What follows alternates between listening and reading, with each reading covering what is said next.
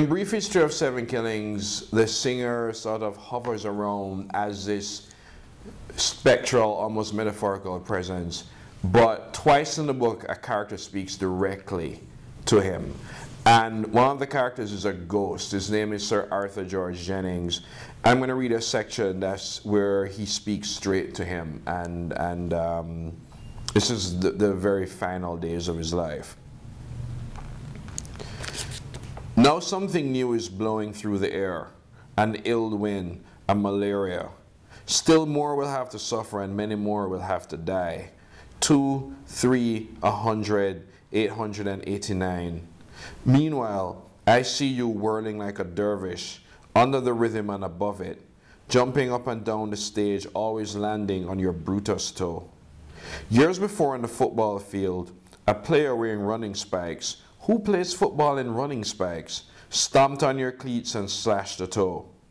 When you were still a boy, you nearly sliced it in two with a hoe. No matter how many times your mother wrapped it in gauze and sprinkled it with Gold Bond medicated powder, your toe was never going to heal. You're in the studio with the band making a new tune. Clocks tick by in Jamaica time.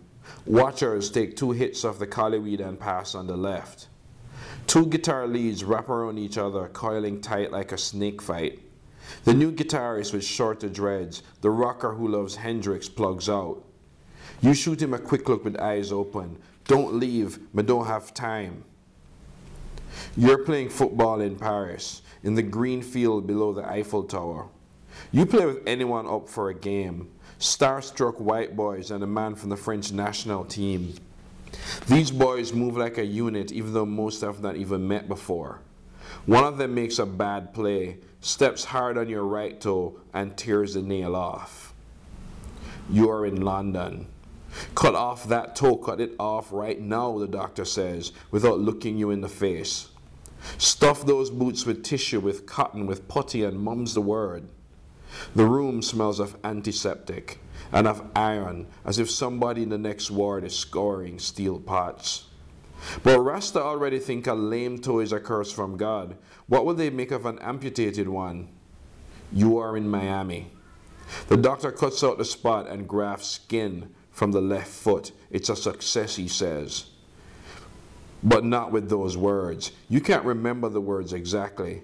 But he says, your cancer is gone. You have no cancer. And every night that you stomp down Babylon from the stage, your right boot fills to the brim with blood. You are in New York. It's September 21. Everybody knows you are always the first to wake up and the last to go to sleep, especially in the studio. Nobody notices that you haven't done either in a year. You wake up burning. The mattress has sucked 2 pounds of water from your skin. You do not know it's September 21. You have no memory of the second show the night before. You have no idea where you are or who is here with you, but at least you know you're in New York. You're jogging around a pond at Central Park South. Different country, same crew. But you're still in New York and humidity is already sweeping in. You lift your left leg high, widening your stride before it hits the dirt, but your right leg refuses to move. Your hips swing, is what is, but your right leg just won't move. Lift it without thinking, that doesn't work. Lift it with thinking, that doesn't work either. And now your left leg won't move. Your friend is coming up behind you and you turn to call out, but your neck twists about a ½ inch and locks. No nodding yes, no nodding no. Your body is leaning and you can't stop it. No, it's not leaning, but toppling, and you cannot stretch your arms to break the fall. The ground slams into you face first. You wake up in the Essex house. Hands and feet recover, but the fear lingers. You wake up and smell sex, smoke, and whiskey. You see and wait, but nobody listens, nobody looks, nobody comes. Your ears wake up to friends running up charges to the room, friends snorting foot after foot of cocaine, friends with groupies, friends with whores, Rastaman on freebase pipe, men in suits, men on the make, businessmen drinking your wine, your room a temple waiting for Jesus to scour. or at least some profit, or any profit. You have no strength to stand, no lips to curse, so you whisper, please close the door. But nobody hears, and when Essex House bloats and bursts, your friends spill into 7th Avenue. You collapse in Pittsburgh. It's never a good thing hearing a doctor talk using words that end with oma. The oma has hop, skip, and jump from your foot to your liver, your lungs, and brain. In Manhattan, they blast you with radium and your locks drop and scatter.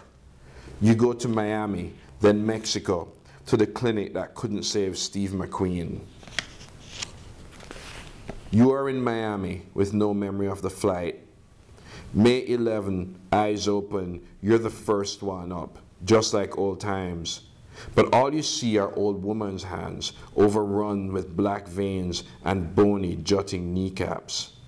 A plastic machine with veins pushed into your skin, doing all the living for you.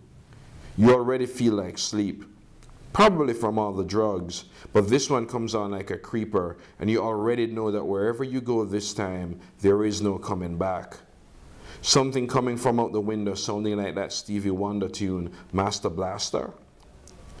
In New York City and in Kingston, both skies blazing bright with noon white, thunder breaks out and a lightning bolt slashes through the clouds. Summer lightning 3 months too early.